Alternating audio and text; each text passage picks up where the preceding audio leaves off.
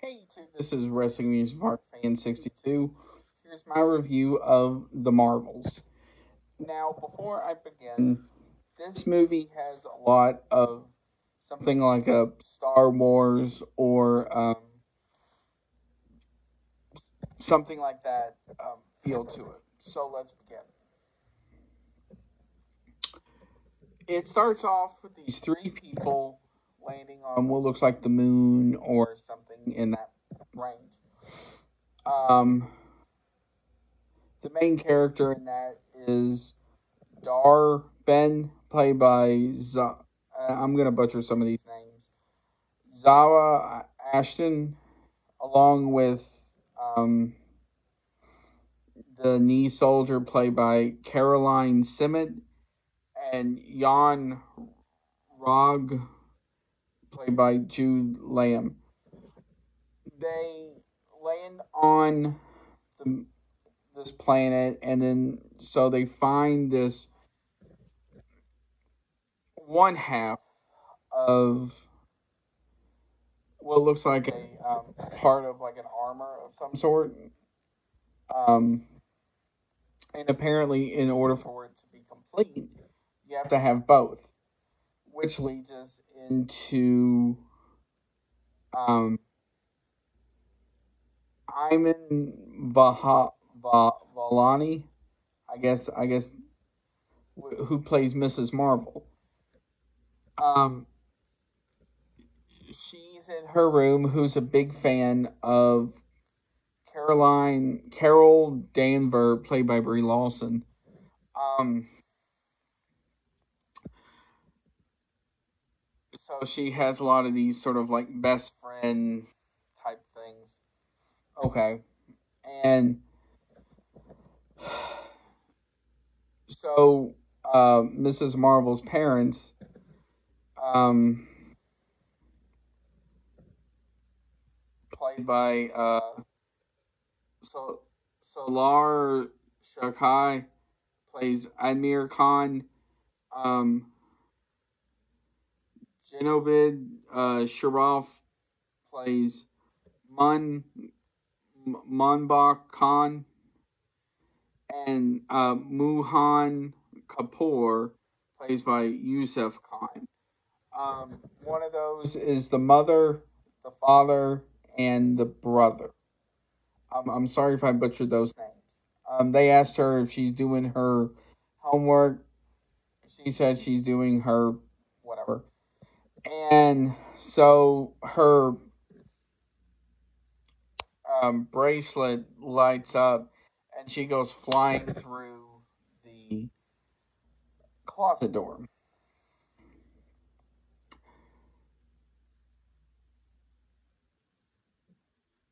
So she's like, okay. So in a matter of like a minute, you see Carol Denver or Carol Denver, Mrs. Marvel, and Monica Rambeau, played by Tanaya Paris. I hope I said her name right. As they keep switching, because that's part of the powers that they got was that. Now, as this is going on, um, Darben, Darben, um, is figuring out where this bracelet thing is at. So, um,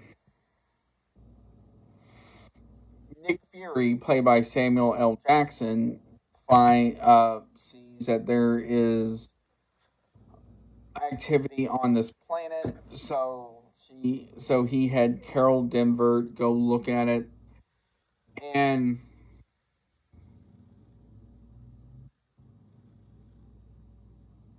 so they had so she found part of that bracelet thing.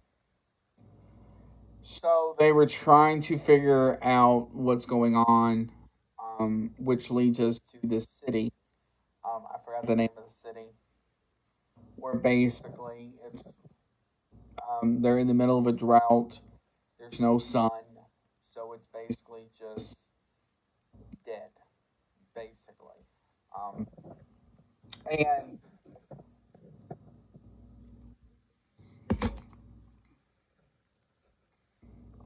so Darbin was trying to have that so she can supposedly get the sun back so they can get water and stuff like that.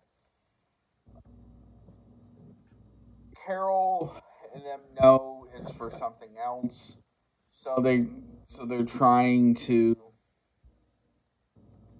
prevent that. So on the ship with Nick Fury, you have a bunch of scientists, um, and so then you also get introduced to these cats. This cat with these things that look like a brain or something like that, which house the kittens for the cat. Now, this cat is not like any cat you've seen. It basically looks like a combination of a cat ate an octopus, and so every so often, like the tentacles of the octopus will come out and grab whoever or whatever. So I kind of thought that was funny. And that's sort of like an ongoing gag throughout the movie. But so they get on Carol Denver's ship. Carol, Mrs. Marvel, and Monica to try and figure out what's going on, how can they stop this person, etc. So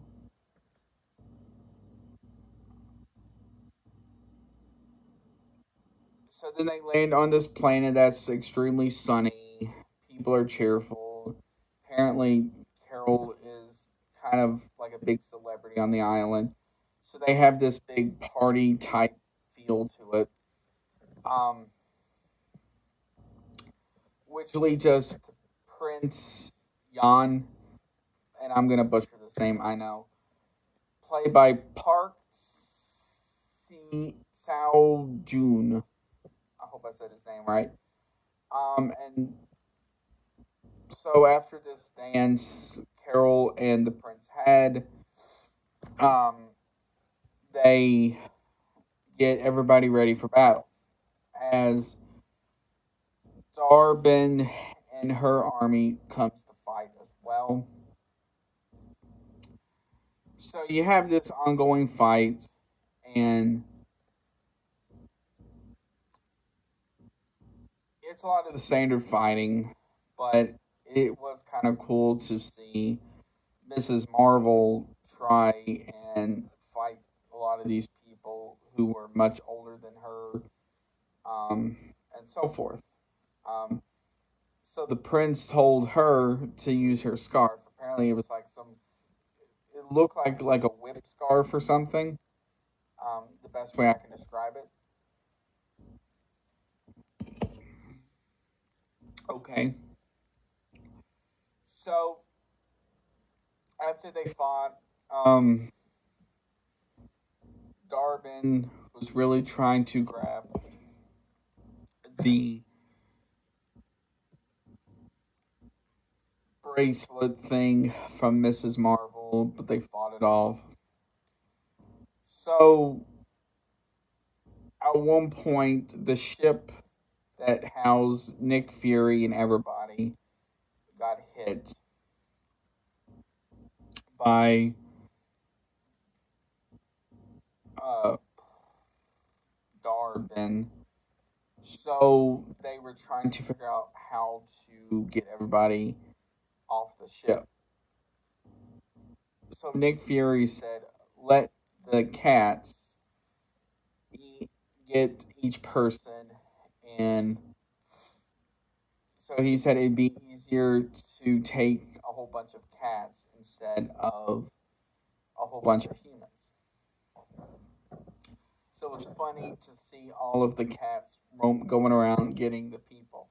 So you saw one of the one person kind of thought she got away from the cats. She looked over and saw one of the cats and the kittens, and she's like, "Oh crap!" So a few minutes later, they got all of the cats on the ship, separate spaceships, and uh, they flew them. So as they were going, Mrs. Marvel, um, Carol, and uh, Monica get on the ship to go fight Darwin for one last time. Um, as she has opened several portal like things that they have to close. So Monica apparently can absorb power. So she's like, I will close this portal. So Mrs. Marvel and Carol use their powers and give it to Monica. She flies into the portal thing and does it to escape.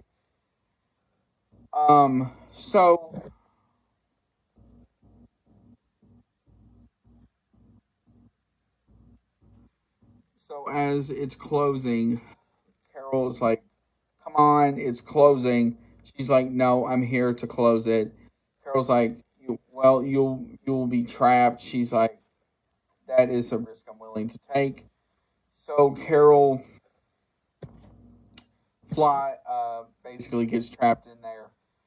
Um, so Carol flies back to Mrs. Marvel, and they try and figure out what to do. So Carol goes to save this planet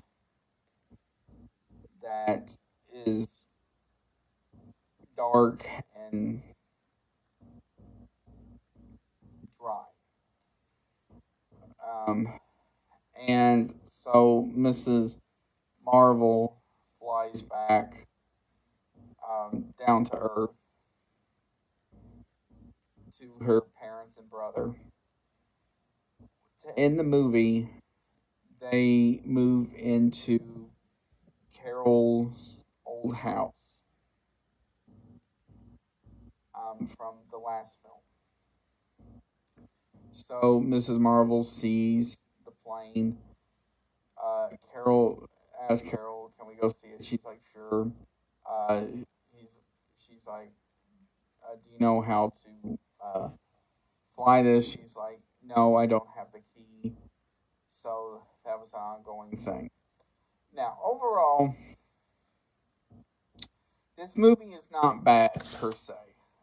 Is it the best? No, absolutely not. It did get a ton of hype going into this weekend. So overall, it's not a bad movie. I do recommend you see it if you